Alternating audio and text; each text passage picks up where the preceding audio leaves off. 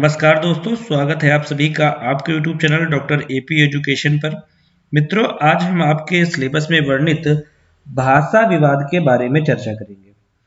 भाषा विवाद के अंतर्गत हम यह पढ़ने का प्रयास करेंगे कि आखिर स्कूली शिक्षा के क्षेत्र में शिक्षा का माध्यम क्या हो।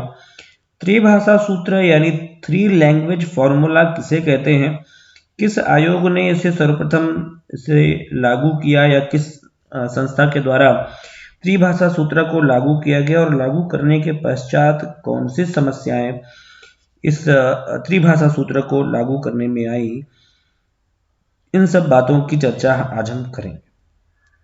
पढ़ने से पहले ये समझने का प्रयास करते हैं कि आखिर शिक्षा के क्षेत्र में भाषा का कौन सा विवाद है, आखिर क्या विवाद है, इस विवाद का अर्थ क्या है, भाषा विवाद मतलब क्या हुआ।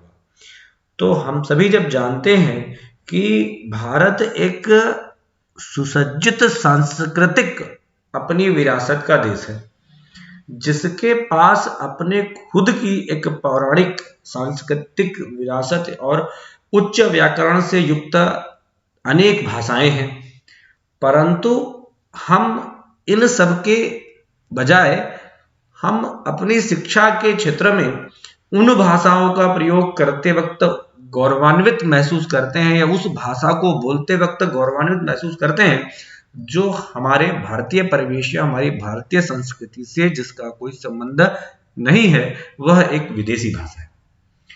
और इस आधार पर सामाजिक स्थिति यह बन गई है कि हम अपने सामाजिक स्तर का मूल्यांकन भी उसी विदेशी भाषा को बोलने और प्रयोग करने के आधार पर हमारा सामाजिक स्तर का मूल्यांकन भी हो जाता है। अब मैंने इतना पूरा तथ्य जो आपके सामने रखा, अपनी मातृभाषा हिंदी में रखा, परंतु हो सकता है कुछ छात्रों को ये बातें समझ में कम आई हो। तो यही जो विवाद है कि आखिर किस भाषा का प्रयोग किया जाए जिससे बच्चों को या छात्रों को या जो भी पढ़ने वाला व्यक्ति है उन सभी व्यक्तियों को तथ्य पूरी तरीके से उनके मस्तिष्क में पहुंच जाए और उसे वह आत्मसात करते हुए समझ सकें, व्यवहारिक जीवन में प्रयोग कर सकें। यही एक बड़ा विवाद आज बना हुआ है। हम सभी जानते हैं कि इस विवाद का मूल जड़ है कि हम एक ऐसी विदेशी लैंग्वेज यानी जिसे हम इंग्लिश कहते हैं, अंग्रेजी भाषा का प्रयोग हम सभी अपने शिक्षा के क्षेत्र में आज कर रहे हैं।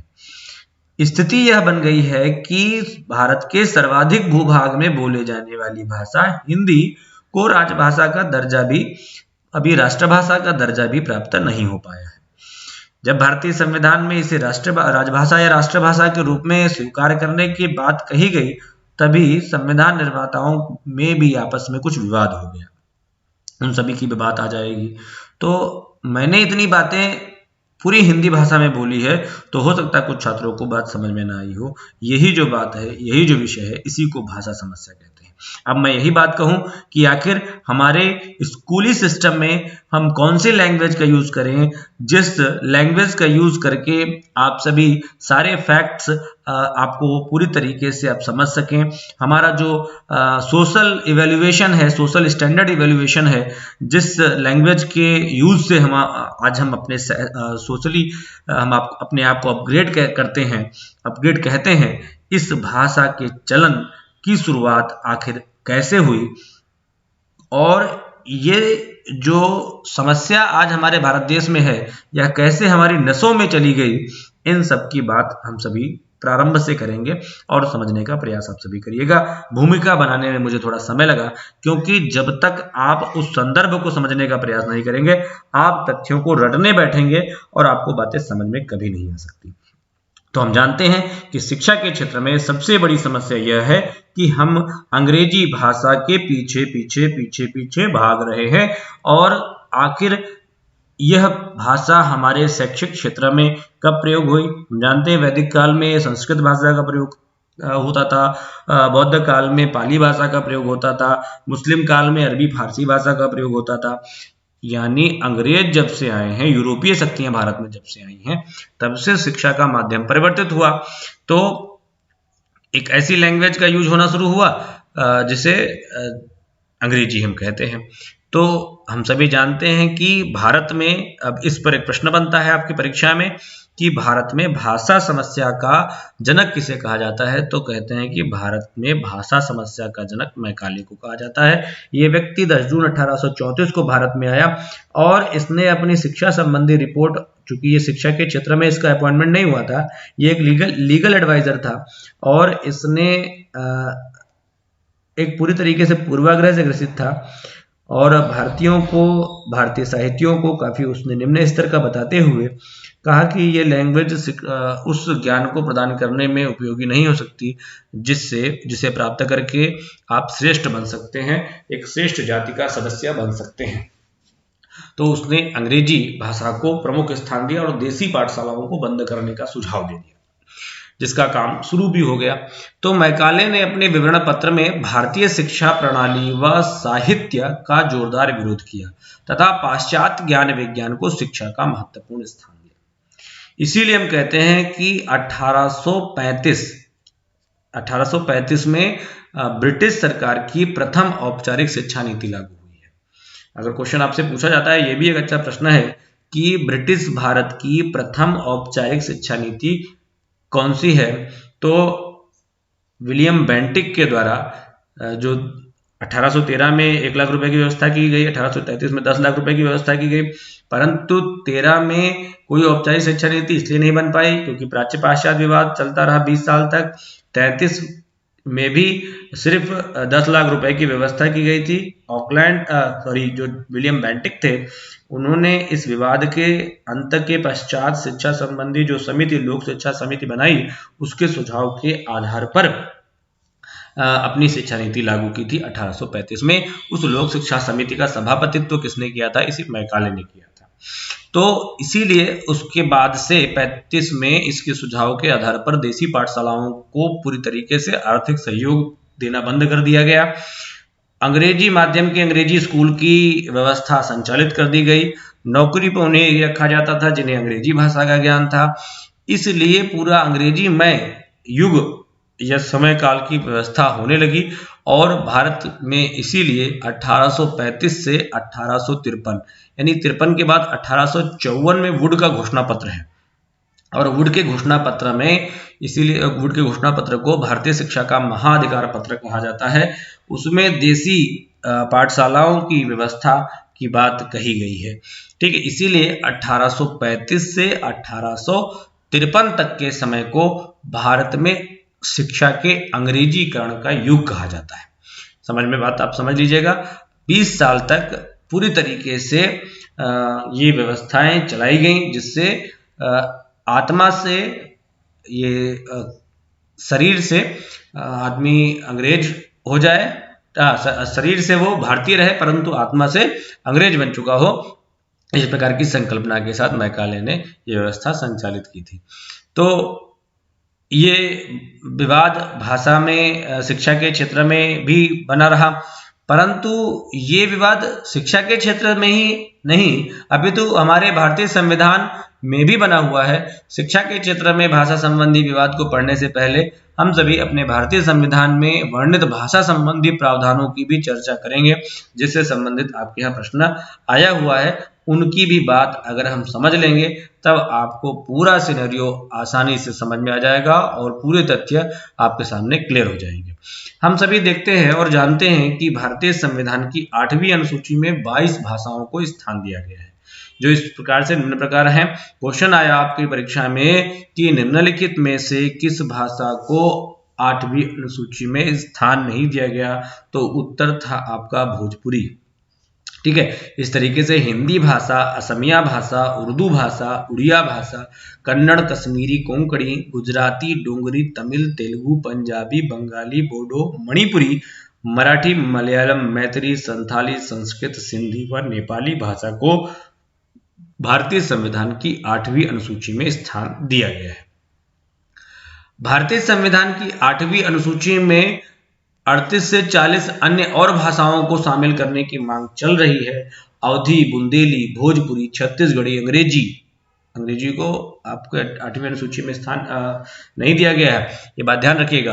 अवधी, बुंदेली, भोजपुरी, छत्तीसगढ़ी, अंग्रेजी गढ़वाली, कुमाऊनी, पाली और राजस्थानी आदि भाषाओं को बोलने वाले लोग यह मांग कर रहे हैं कि इन भाषाओं को भी 8वीं अनुसूची में डाला जाए।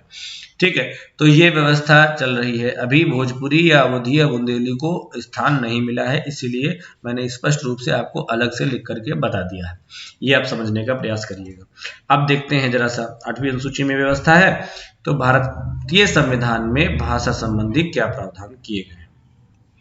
हम सभी यदि भारतीय संविधान का अध्ययन करते हैं तो देखते हैं कि भारतीय संविधान के भाग 17 के अनुच्छेद 343 से 351 तक, आर्टिकल 343 से 351 तक ये याद रख लीजिए, क्वेश्चन इससे बढ़िया बन सकता है कि भारतीय संविधान में भाषा संबंधी प्रावधान किन अनुच्छेद में किए गए हैं। तो भाग 17 में किया गया है। भाग 17 के अनुच्छेद 343 से 351 तक किए गए हैं। क्या है 351 तक? आधिकारिक भाषा संबंधी प्रावधान मिलता है। अब ये आधिकारिक भाषा या राजभाषा होती क्या है, इसका अर्थ अगर समझें तो कहा गया कि राज्य के कार्य में प्रयुक्त, यानी राज्य यानी केंद्र सरकार और राज्य सरकार अपने राज्य के कार्यों में करते समय, यानी कोई भी घोषणा पत्र, कोई भी गजट या कोई भी नोट निकालेगी, नोट मतलब पैसा वाला नहीं, नोट मतलब कमेंट्स या कोई भी आदेश पारित करेगी, तो उस आदेश को पारित करते समय यानी जो भी संचार का माध्यम वह राज्य के द्वारा प्रयोग किया जाएगा उसे राजकीय भाषा कहा जाएगा। भारत में राष्ट्रभाषा का दर्जा अभी तक किसी भी भाषा को प्राप्त नहीं है। संविधान, लेकिन ये प्रयास किया गया कब? जब हमारा संविधान निर्मित हो रहा था। संविधान सभा की नियम समिति ने हिंदी को राजभाषा बनाने के पक्ष में निर्णय लिया। नियम समिति क्या है? हम सभी अगर भारतीय संविधान पढ़ते हैं तो जानते हैं कि विभिन्न सुझावों को देने के लिए विभिन्न समितियों का निर्माण किया गया था। इसी संदर्भ में भाषा संबंधी सुझाव देने के लिए नियम समिति का निर्माण किया गया। इस नियम समिति ने हिंदी को जैसे ही राजभाषा बनाने के पक्ष में निर्णय हुआ तो भाषा संविधान निर्मात्री सभा के अन्य सदस्यों में इस पर विवाद हुआ और इस बात को कुछ दिन तक ये विवाद चलता रहा। फिर तत्पश्चात के.एम. मुंशी और अयंगर फार्मूले के अंतर्गत 14 सितंबर 1949 को हिंदी को राजभाषा का दर्जा दिया गया। ठीक है, किसे? हिंदी को कब दिया गया? हिंदी को 14 सितंबर 1949 को राजभाषा का दर्जा दिया गया।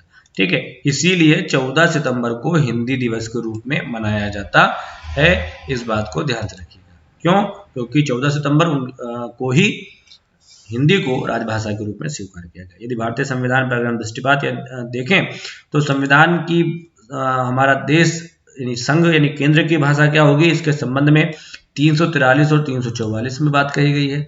प्रादेशिक भाषाएं कौन कौन सी होंगी, इसके संबंध में अनुच्छेद 345, 346 और अनुच्छेद 347 में कहा गया है। सुप्रीम कोर्ट और हाई कोर्ट की भाषा क्या हो, हमारे जो न्यायिक संस्थान है उनके संदर्भ में 348 और 349 में ये बात कही गई है। और भाषा संबंधी कुछ विशेष निर्देश अनुच्छेद 350 और 351 में दिए गए हैं। अब देखें आखिर केंद्र अपने राजकीय कार्यों में किस भाषा का प्रयोग करेगा, किस प्रकार से हिंदी भाषा के साथ मजाक किया गया है, ये आपको अभी समझ में आ जाएगा। संघ की भाषा अनुच्छेद 343 और 344 जैसा कि सामने लिखा हुआ है। तो 344 में क्या लिखा हुआ है? 343(1) अनुच्छेद 343 यानी 343(1) में कहा गया हिंदी संघ की राजभाषा और देवनागरी संघ की लिपि होगी। यानी जो लिखने का तरीका होगा वो देवनागरी लिपि होगा। परंतु जब हम संख्याओं को लिखेंगे तो संख्याओं को लिखते समय हम अंतर्राष्ट्रीय जो भी तरीका प्रयोग हो रहा है उसी हम लिखने का तरीका हमारा अंतर्राष्ट्रीय ही प्रयोग होगा। यानी 1 2 3 जिस तरह लिखा जाता है उस तरह लिखा जाएगा। परंतु ठीक है, फिर अब ये बात जैसे ही सामने आई तो हमने देखा था कि ऊपर विवाद हो गया था। अब के.एम. मुंशी फॉर्मूले के तहत आप ये समझने का प्रयास करिए कि 2 क्लॉज और जोड़ दिए गए। क्या जोड़ दिए गए कि हिंदी संघ की राजभाषा और देवनागरी संघ की लिपि होगी, कह दिए। लेकिन उसका तुरंत तोड़ 2 और 3 में दे दिया गया। कैसे? कहा कि संविधान लागू होने के बाद 15 वर्षों तक सरकारी कामकाज के लिए आप अंग्रेजी भाषा का प्रयोग करते रहेंगे, 15 साल तक। उसके बाद रही कहीं कसर अनुच्छेद 343 के 3 में हो गई। कहा कि आरंभ में जो ये 15 सालों का समय निर्धारित किया है ना, उसे संसद चाहे तो 15 साल से और भी आगे बढ़ा सकती है। संसद विधि बनाकर इस संबंध में इसे आगे बढ़ाने के लिए अपनी व्यवस्था कर सकती है। फिर अगर देखें तो 344, यानी आपने देखा कि एक मूर्ति के रूप में हिंदी को 343(1) में रख दिया गया और पूजा कर ली, अगरबत्ती लगा ली, लेकिन काम क्या करेंगे? काम हम वही करेंगे जैसे करते आए हैं, यानी अंग्रेजी के प्रयोग को हम संचालित रखेंगे। इसी क्रम में अनुच्छेद 344 में कहा गया क्या? राजभाषा आयोग का गठन और संयुक्त संसदीय समिति के गठन का प्रावधान किया गया है। बढ़िया क्वेश्चन है, पूछा जा चुका है कि राजभाषा आयोग का गठन संबंधी प्रावधान भारतीय संविधान के किस अनुच्छेद में दिए गए हैं?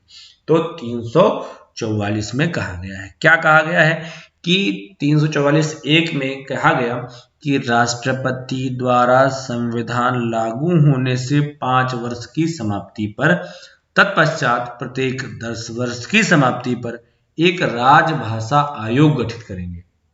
मतलब क्या हुआ? यानी अगर हमारा भारतीय संविधान 1950 में अंगीकृत हुआ है, ठीक है, 26 जनवरी, उसके 5 साल बाद यानी 1955, फिर उसके बाद क्या होगा? 55 के बाद हमारा आएगा कितने सालों बाद? 10 साल बाद। तो 55 के बाद हमारा हो जाएगा, पहला हम कितने साल में करेंगे? पहला 5 वर्ष की समाप्ति के पश्चात, उसके बाद हम 10 वर्ष की समाप्ति के पश्चात करेंगे, यानी 65 में करेंगे, फिर 75 में करेंगे। इस राजभाषा आयोग में एक अध्यक्ष और जितने भी भाषाएं 8वीं अनुसूची में दी गई हैं उनसे एक सदस्य को सम्मिलित किया जाएगा। तो क्या अभी तक किसी राजभाषा आयोग का गठन किया गया? तो हाँ, प्रथम राजभाषा आयोग का गठन जून 1955 में बाल गंगाधर तिलक नहीं, बाल गंगाधर खेर यानी बीजी खेर की अध्यक्षता में गठित की गई, जिसने अपनी रिपोर्ट 1956 में प्रस्तुत की गई। क्या ये क्वेश्चन आपके पीजीटी एजुकेशन की परीक्षा में पूछा जा चुका है? आप बिल्कुल भी ये मत समझिएगा कि मैं आपको कहीं से कुछ ज़्यादा बता रहा हूँ। जितना आपके प्रीवियस ईयर क्वेश्चन पेपर में टॉपिक से पूछा गया है वो सभी बातें एक जगह व्यवस्थित करने के लिए थोड़ा सा फ्रेमिंग करनी पड़ेगी, अन्यथा मैं आपको वन लाइनर के रूप में समझा नहीं सकता। ठीक है, वन लाइनर मुझे पढ़ाते हुए कुछ फील नहीं होता कि आखिर कोई पढ़ाई भी हो रही है।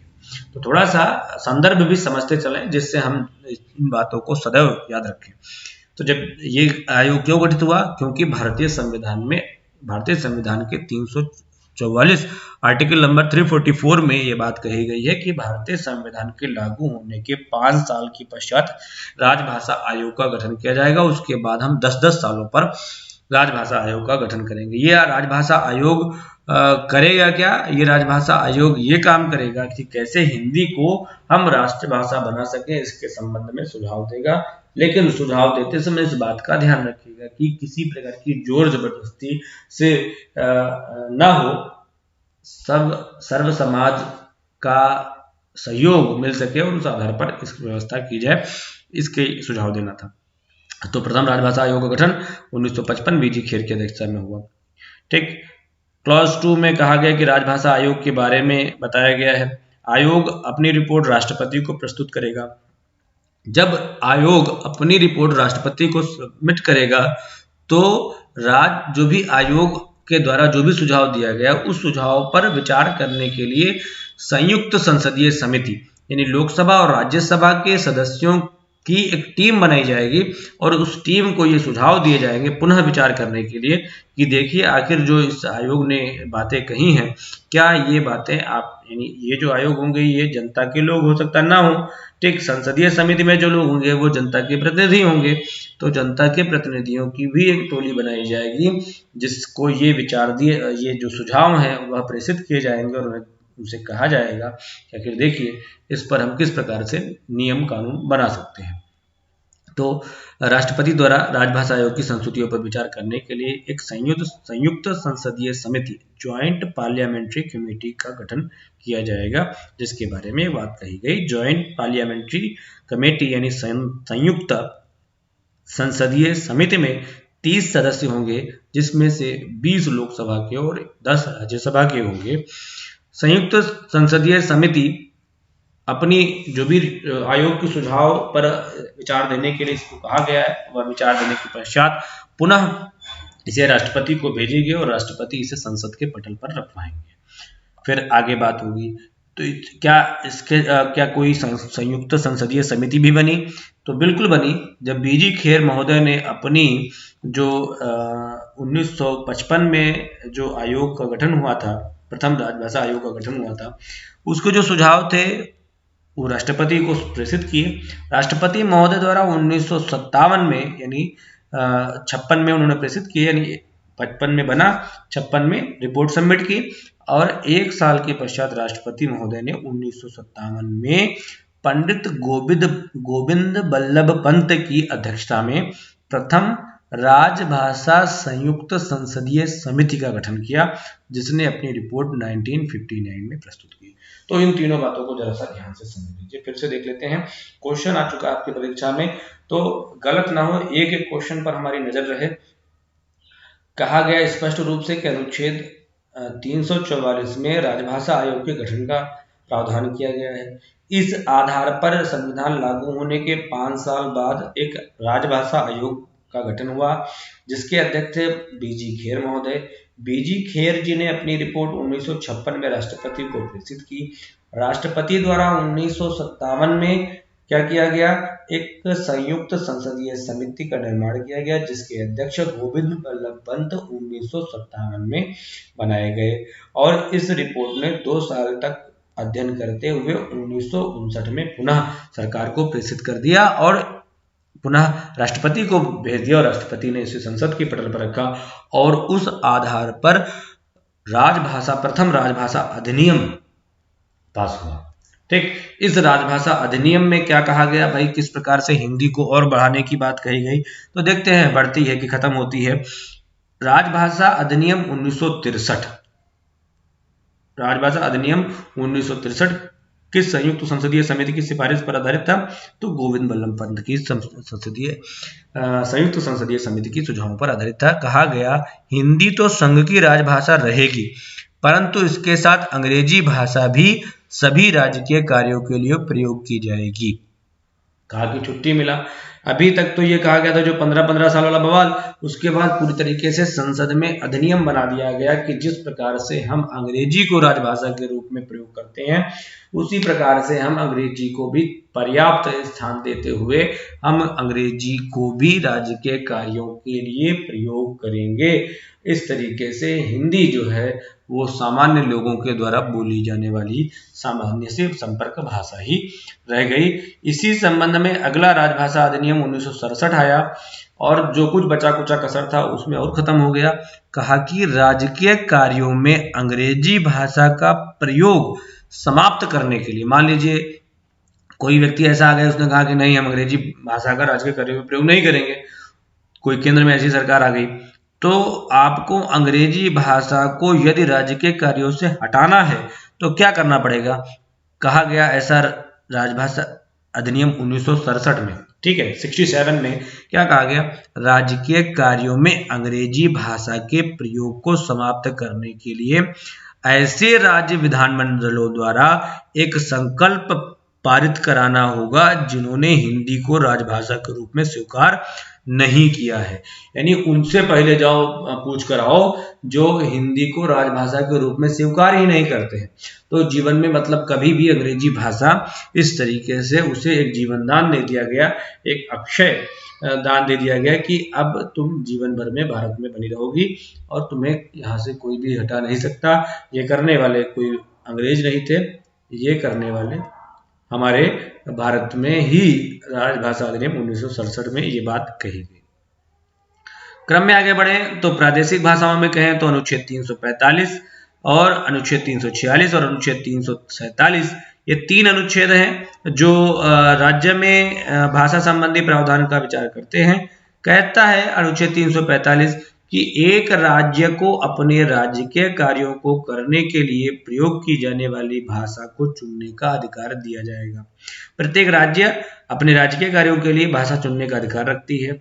इसी अनुच्छेद 345(2) में कहा गया कि जो राज्य का विधानमंडल है, यानी जो भी विधानसभा विधान परिषद है, उस राज्य के में प्रयोग होने वाली भाषाओं में से किसी भाषा को या हिंदी को उस राज्य के कार्यों के लिए चुन सकता है। ठीक, पहला 345 में ये कहते हैं कि कोई भी भाषा चुन सकता है, चुनने का अधिकार है, मेरा अधिकार है। मैं चाहूं तो हिंदी को चुनूं या फिर किसी भी भाषा, जो भाषा हमारे प्रदेश में बोली जा रही है उस भाषा को हम प्रयोग करें। परंतु जब तक राज्य विधानमंडल किसी भाषा को राजभाषा के रूप में स्वीकार नहीं करता, तब तक राज्य के कार्यों के लिए अंग्रेजी भाषा का प्रयोग होता रहेगा। मान लो कि दो, जैसे जो बिल्ली वाला हिसाब किताब था ना, रोटियां खा रही थी, तो जब अगर नहीं खा पाती हैं आपस में, तो बंदर जो है वो उनका ऐसा बांटेगा कि वो खुद खा जाएगा, तुम्हें कुछ नहीं मिलेगा। यानी कोई ऐसा प्रदेश है जो मान लीजिए अंग्रेजी जो हिंदी को भी स्वीकार नहीं करता और जो अपने किसी राज्य की किसी भाषा जो बोली जा रही है उसको भी अभी तक उसने नहीं बनाया है, तो उसके विधानमंडल के राज्य के कार्यों में किस भाषा का प्रयोग करेंगे? हिंदी का बिल्कुल नहीं, अंग्रेजी भाषा का प्रयोग होता रहेगा। अनुच्छेद 345(3) में यह स्पष्ट रूप से बात कह दी गई है। अभी तक इस तरीके से देखें तो 9 राज्यों में हिंदी को राजभाषा के रूप में स्वीकार किया गया है। कौन कौन से 9 राज्य है? उत्तर प्रदेश, उत्तराखंड, मध्य प्रदेश, बिहार, झारखंड, छत्तीसगढ़, राजस्थान, हरियाणा, हिमाचल प्रदेश, ये हो गए 8, तथा आपका दिल्ली 1 2 3 4 5 6 7 8 और आपका एक 9। ठीक, इस तरीके से 9 राज्यों में ये व्यवस्थाएं चल रही हैं। महाराष्ट्र, गुजरात, चंडीगढ़, पंजाब, अंडमान निकोबार ने हिंदी को द्वितीय स्थान पर रखा है। मेघालय, मिजोरम, अरुणाचल प्रदेश, नागालैंड की राजकीय भाषा अभी भी अंग्रेजी है। ये बात ध्यान से समझिएगा। क्वेश्चन बढ़िया बन सकता है इससे कि कितने राज्यों में हिंदी को राजभाषा के रूप में स्वीकार किया गया? तो 9 राज्यों में। ठीक, किन राज्यों में, निम्नलिखित में से किस राज्य में अंग्रेजी राजकीय भाषा के रूप में स्वीकार की गई है? तो मेघालय, मिजोरम, अरुणाचल प्रदेश या नागालैंड में। आगे बात करें तो अनुच्छेद 346 में ये बात कही गई कि राज्य या केंद्र राज्य, यानी 2 राज्य आपस में या केंद्र और राज्य के बीच जो भी संवाद होगा उसके लिए संघ की राजभाषा का प्रयोग किया जाएगा।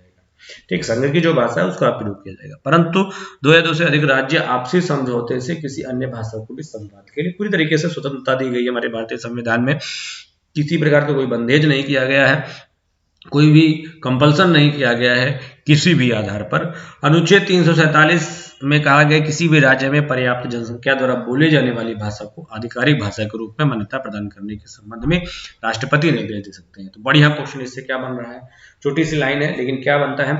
क्वेश्चन बनेगा ये कि किसी भी भाषा को 8वीं अनुसूची में सम्मिलित करने के लिए कौन निर्देशित कर सकता है? तो किसी भी भाषा को आधिकारिक भाषा के रूप में मान्यता देने के लिए कौन निर्देशित करेगा? राष्ट्रपति निर्देशित करेगा। बढ़िया प्रश्न है, आपके परीक्षा में पूछा जा सकता है। सुप्रीम कोर्ट और हाई कोर्ट में 343 और 348 और आपका 349 में ये बात कही गई है। ठीक, सुप्रीम कोर्ट और हाई कोर्ट की सभी कार्रवाइयों में अंग्रेजी भाषा का प्रयोग होता है। कोई भी काम आपको, कोई भी प्रोसीडिंग करानी है तो अंग्रेजी भाषा का ही प्रयोग करना पड़ेगा। संसद को यह अधिकार है कि विधि बनाकर इसे बदल दे, लेकिन ऐसा कौन बवाल पाले। और स्पष्ट रूप से जो आपका राजभाषा अधिनियम 1963 था उसके अनुसार राज्यपाल द्वारा राष्ट्रपति से इस संबंध में पूर्व अनुमति लेकर हाईकोर्ट की कार्रवाइयां जो हैं उसे हिंदी में संचालित करवाया जा सकता है। जो प्रोसीडिंग्स हैं उन्हें हिंदी में कराया जा सकता है, परंतु जो निर्णय आएगा वो अंग्रेजी में ही आएगा। इसी संबंध में जो भी संसद और राज्य विधानमंडल में जो भी विधेयक, अधिनियम, जो भी नियम होंगे वो अंग्रेजी भाषा में ही होंगे। अध्यादेश भी अंग्रेजी भाषा में प्रेषित किया जाएगा। इससे संबंध में बात करेंगे। आवश्यक निर्देशों के रूप में देखें तो अनुच्छेद 350 कहता है कि अगर मान लीजिए आप महाराष्ट्र में आप हिंदी बोलते हैं, आपको हिंदी नहीं आती, तब क्या होगा भाई? आपके साथ कोई घटना घट गई, आपको कोई शिकायत करनी है किसी सरकारी अधिकारी से, तब आप क्या करेंगे? तो किस भाषा का प्रयोग करेंगे? इसके संबंध में अनुच्छेद 350 आपको शक्ति प्रदान करता है, आपको ताकत देता है। सामान्य नागरिक को क्या कहता है कि प्रत्येक नागरिक अपनी समस्याओं के समाधान के लिए संघ या राज्य के किसी अधिकारी को ऐसी भाषा में आवेदन दे सकता है जो संघ या राज्य में प्रयोग की जाती हो। मान लीजिए आप महाराष्ट्र में हैं और महाराष्ट्र में आपको कोई समस्या हुई, आप हिंदी भाषा में पूरी तरीके से एप्लीकेशन लिख करके FIR दर्ज करवा सकते हैं। यह कहकर अधिकारी आपकी FIR को रिजेक्ट नहीं कर सकता कि ये भाषा उसे समझ में नहीं आती। पूरी तरीके से आधिकारिक भाषा है तो ट्रांसलेट करवाएं, समझें, ये उनकी समस्या है। चलिए ठीक भाई। 350A में कहा गया, क्या ये आपके शिक्षा के क्षेत्र से संबंधित है? 7वां संविधान संशोधन 1956 में ये जोड़ा गया 350A या 350A या 350 का, जो भी कह दीजिए इसको। प्रत्येक राज्य भाषाई अल्पसंख्यक वर्ग के बच्चों को प्राथमिक स्तर पर उनकी मातृभाषा में शिक्षा उपलब्ध कराने की व्यवस्था करेगा। मान लीजिए छुट्टी और मिल गई कि जो भी भाषाई अल्पसंख्यक वर्ग है, यानी भाषाई अल्पसंख्यक वर्ग कौन होगा? भाषाई अल्पसंख्यक वर्ग में आपके मुस्लिम आ जाएंगे और भाषाई अल्पसंख्यक में सिख आएंगे, भाषाई अल्पसंख्यक में अन्य जो भी आ सकते हैं।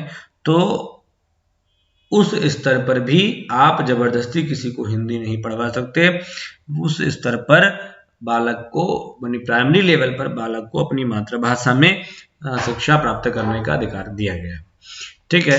इसी संदर्भ में एक आयुक्त नियुक्त करने की बात कही गई है, जो जिसके संदर्भ में भाषाई अल्पसंख्यकों के कार्य होंगे। और संघ का 351 में आखिरी में कहा गया कि संघ का यह कार्य है कि हिंदी का प्रसार और विकास करता रहे। इतने सारे कंपल्सन के साथ 351 में यह बात कह भी दी गई कि संघ का यह कर्तव्य है, यानी केंद्र सरकार का यह कर्तव्य है कि वह हिंदी भाषा का प्रचार और प्रसार करता रहे। अच्छा भाई, बहुत अच्छी बात है। संविधान सभा द्वारा अंगीकृत संविधान अंग्रेजी में था, ऐसा कहते हैं। 26 जनवरी 1949 58वें संविधान संशोधन 1987 में इसको 394A जोड़कर संविधान का हिंदी भाषा अनुवाद कराया गया। भाषाई आधार पर अगर हम देखें तो हमारे राज्यों का विभाजन भी भाषाई आधार पर है। भाषाई आधार पर राज्यों के गठन के लिए पहला आयोग SK धर आयोग 1948 में बनाया गया। तत्पश्चात JVP समिति, ठीक है, समिति का निर्माण किया गया 1948 में ही दो समितियां बनी है, SK धर समिति और JVP समिति। इन दोनों आयोगों ने कहा कि इन दोनों आयोग ने अपनी रिपोर्ट 1949 में प्रस्तुत कर दी। कहा कि भाषाई आधार पर राज्यों का विभाजन अगर करेंगे तो देश में की जो संप्रभुता है वह खतरे में पड़ जाएगी। परंतु भाषाई आधार पर राज्यों की मांग वहां के क्षेत्रवासी कर रहे थे। परंतु इसी श्रृंखला में नाम आता है पेट्टू श्रीरामुलु का। पेट्टू श्रीरामुलु ने भाषाई आधार पर अलग राज्य आंध्र प्रदेश बनाने की मांग को लेकर, तो आंध्र प्रदेश कहाँ था? आपका जो अंग्रेजों के समय का जो उनका जो मूल केंद्र था, बंगाल, मद्रास और मुंबई। तो मद्रास के क्षेत्र का जो निचला हिस्सा था उसे भाषाई आधार पर तेलुगु बोली जाती थी, ऊपर तमिल बोली जाती थी। तेलुगु भाषा के आधार पर अलग राज्य बनाने के लिए पेट्टू श्रीरामुलु ने आमरण अनशन शुरू कर दिया। भूख हड़ताल की 50 दिन तक भूखे रहे। जाहिर सी बात है 50 दिन तक जो भूखा रहेगा उस नाम सत्य है। तो उनकी मृत्यु 1952 में हो गई। मृत्यु के पश्चात फिर बवाल बहुत शुरू हो गया, जिसके बाद तेलुगु भाषा के आधार पर 1 अक्टूबर 1953 को अलग राज्य आंध्र प्रदेश बना। प्रश्न बढ़िया बनता है कि प्रथम भाषाई आधार पर किस राज्य का गठन किया गया? तो प्रथम भाषाई आधार पर आंध्र प्रदेश का गठन किया गया। इसके बाद जब एक बना तो कई सारे अलग अलग भाषाई क्षेत्रों के लोगों ने अपना राज्य बनाने की मांग तेज कर दी। अब ये समस्या जब बहुत बढ़ी तो तत्कालीन प्रधानमंत्री पंडित जवाहरलाल नेहरू ने इस पर विचार करने के लिए भारत सरकार के सुप्रीम कोर्ट के जज खान बहादुर सर सैयद फजल अली, या जिसे हम फजल अली आयोग कहते हैं, फजल अली के नेतृत्व में एक आयोग का गठन किया जिसे हम फजल अली आयोग कहा जाता है। और इस फजल अली आयोग का गठन हुआ जिसने अपनी रिपोर्ट 1956 में प्रस्तुत की, जिसने कहा कि कोई बात नहीं है, आप भाषाई आधार पर राज्यों का गठन कर सकते हैं, इसमें कोई दिक्कत नहीं है, समस्या नहीं। हाँ, लेकिन ये बात ध्यान में रखनी होगी कि एक राज्य एक भाषा नहीं होगी, यानी महाराष्ट्र में सिर्फ मराठी बोलने वाले लोग नहीं रहेंगे, गुजरात में सिर्फ गुजराती बोलने वाले लोग नहीं रहेंगे, किसी भी राज्य में कोई भी भाषा बोली जा सकती है, उसे बोलने वाले लोग आराम से रह सकते हैं। ये बात जब कही गई तो फजल अली आयोग की सिफारिशों को स्वीकार कर लिया गया और राज्य पुनर्गठन हेतु 7वां संविधान संशोधन 1956 किया गया, जिसके आधार पर 14 राज्य और 6 केंद्र शासित प्रदेश बन गए उस समय। ठीक है, भाषाई आधार पर। तो ये संबंधित था आपका भारतीय संविधान। जिस प्रकार से समाज की संरचना होगी उसी प्रकार से भाषा की भी समस्या या वही समस्या शिक्षा के क्षेत्र में भी पूरी तरीके से आ जाएगी। हमने देखा कि जब भारत हमारा स्वतंत्र हुआ उस समय, अब हम आगे बात करते हैं शिक्षा के क्षेत्र में भाषा संबंधी विवाद हेतु जो त्रिभाषा सूत्र किस प्रकार से प्रयोग किया गया। इस संदर्भ को अगर समझें तो हम देखते हैं कि जैसे ही हम आजाद हुए उस समय हमारे देश में जो प्राथमिक और माध्यमिक शिक्षा का माध्यम जो था वो क्षेत्रीय भाषा और अंग्रेजी भाषा दोनों था, लेकिन उच्च शिक्षा के क्षेत्र का जो माध्यम था वो सिर्फ अंग्रेजी भाषा था। इस पर सर्वप्रथम विचार किया सर्वप्रथम बनने वाला आयोग राधाकृष्णन आयोग ने। फिर चूंकि ये उच्च शिक्षा के लिए बना था इसलिए अपने उच्च शिक्षा के माध्यम के विषय में इसने सुझाव दिए। इसने क्षेत्रीय भाषाओं के स्वीकार करने की बात कही और कहा कि अगर आप सभी विषयों को नहीं कर सकते तो कम से कम कला वर्ग के विषयों को आप क्षेत्रीय भाषाओं के माध्यम से देने की बात कही है और जहां तक हो सके विज्ञान और व्यावसायिक वर्गों के विषयों को भी हिंदी भाषा के रूप में या हिंदी भाषा यानी क्षेत्रीय भाषा के माध्यम से प्रस्तुत करने का प्रयास करिए। इसी संदर्भ में माध्यमिक शिक्षा आयोग 1952-53 बना। तमाम आयोगों ने अपने अपने हिसाब से सुझाव दिए। ठीक है, देखेंगे, पहले इसको समझने का प्रयास करते हैं। तो जब हमने देखा कि भारत में नियम समिति द्वारा जब 1949 में हिंदी को राजभाषा स्वीकार करने का निर्णय लिया गया, इसी क्रम में मुदालियर आयोग 52-53 में शिक्षा के उच्च प्राथमिक स्तर पर राज्य भाषा हिंदी को अनिवार्य करने का सुझाव दिया। परंतु सुझाव देने का इनका जो एक मूल आधार था वो ये था कि हम इस तरीके से एक राष्ट्रीय एकता का विकास कर सकते हैं, संपूर्ण देश को एक सूत्र में बांधने का प्रयास कर सकते हैं। इसलिए जो हमारा उच्च प्राथमिक स्तर है यानी 6th 7th 8th class 6 class 7 class 8 कक्षा 6 7 और 8 उस स्तर पर हिंदी भाषा को अनिवार्य रूप से पढ़ाया जाए। सभी राज्य चाहे वो हिंदी भाषी हो या अहिंदी भाषी हो, सभी राज्यों में हिंदी भाषा को पढ़ाया जाना चाहिए।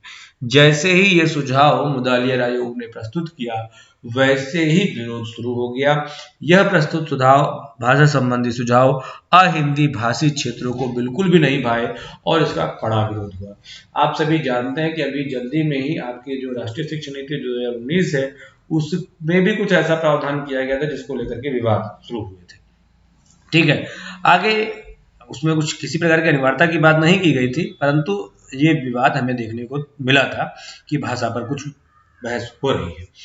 इसी सिफारिशों के आधार पर यानी मुदालियर आयोग की सिफारिशों के आधार पर केंद्रीय शिक्षा सलाहकार बोर्ड ने इस समस्या पर गंभीरता से विचार करते हुए इस समस्या के समाधान के लिए 3 भाषाओं का सूत्र 3 लैंग्वेज फॉर्मूला प्रस्तुत किया। ठीक, उसने कहा था कि उच्च प्राथमिक स्तर पर हिंदी भाषा को अनिवार्य रूप से पढ़ाया जाए।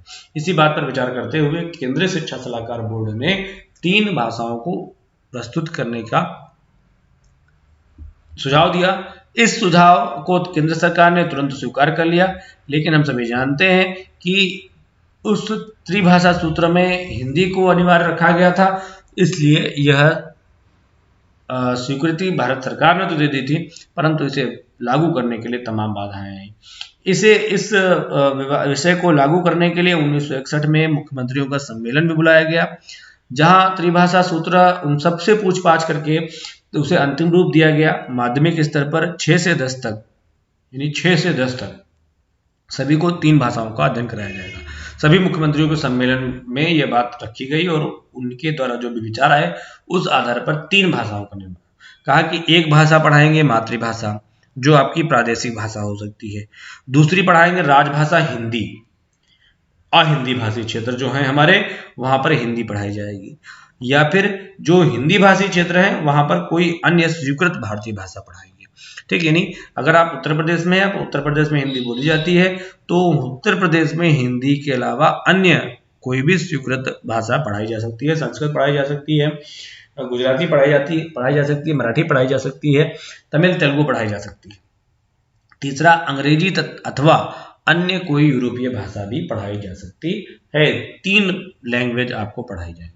ठीक है, ऐसे तो हम पढ़कर ही आए हिंदी, इंग्लिश, संस्कृत, वैसे तो पढ़ने का हमने प्रयास ही किया था। 2 भाषा तो हम हमेशा पढ़ते हुए चले आए। ठीक है, तो 3 भाषा जो ये सूत्र प्रस्तुत किया गया था उसका जो मूल कारण था वो ये था कि प्रांतीय भाषाओं का भी विकास होगा।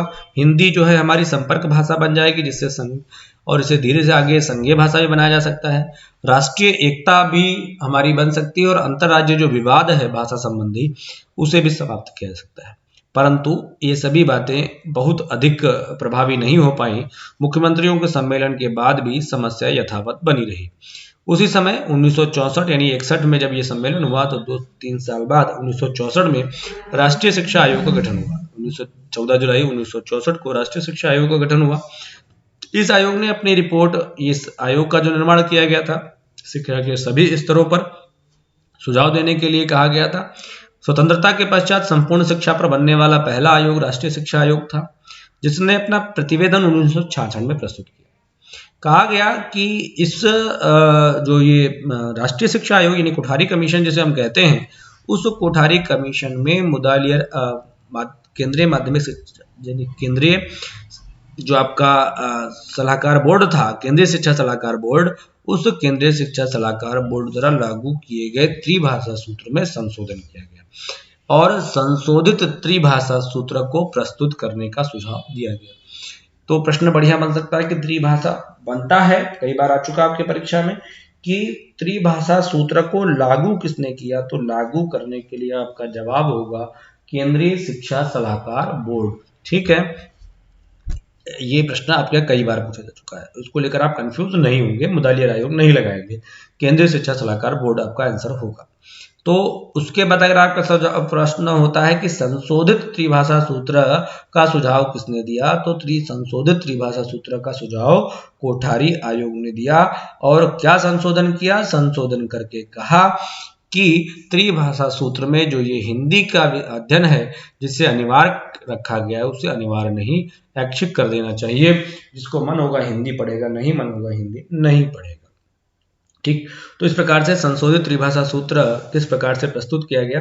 कहा गया कि प्राथमिक स्तर पर सभी स्तर पर भाषा संबंधी सुझाव प्रस्तुत किए गए। तो प्राथमिक स्तर पर कौन सी भाषा होगी? कोठारी आयोग ने कहा कि प्रादेशिक भाषा का अध्ययन अनिवार्य होगा, यानी जो भी मातृभाषा है उस भाषा को पढ़ाया जाना चाहिए। उच्च प्राथमिक स्तर यानी कक्षा 6 से लेकर 8 तक 2 भाषाओं का अध्ययन होगा। कौन कौन सी? प्रादेशिक भाषा और हिंदी अथवा अंग्रेजी। हिंदी अथवा अंग्रेजी यानी आप मराठी पढ़ा सकते हैं, अंग्रेजी पढ़ा सकते हैं, मराठी पढ़ा सकते हैं, हिंदी पढ़ा सकते हैं, आप गुजराती पढ़ा सकते हैं, अंग्रेजी पढ़ा सकते हैं, यानी 2 भाषाएं पढ़ाई जा सकती है। जैसा कि हम सबने पढ़ा हिंदी और इंग्लिश पढ़ा। लेकिन माध्यमिक स्तर पर 3 भाषाओं का अध्ययन कराया जाएगा। कौन कौन सी? प्रादेशिक भाषा, हिंदी या अंग्रेजी। खत्म काम, बवाल खत्म। हिंदी या लग गया, हिंदी या अंग्रेजी। और तीसरा कोई अन्य आधुनिक भाषा या कोई आधुनिक यूरोपीय भाषा जो क्रम 1 और 2 में नहीं ली गई।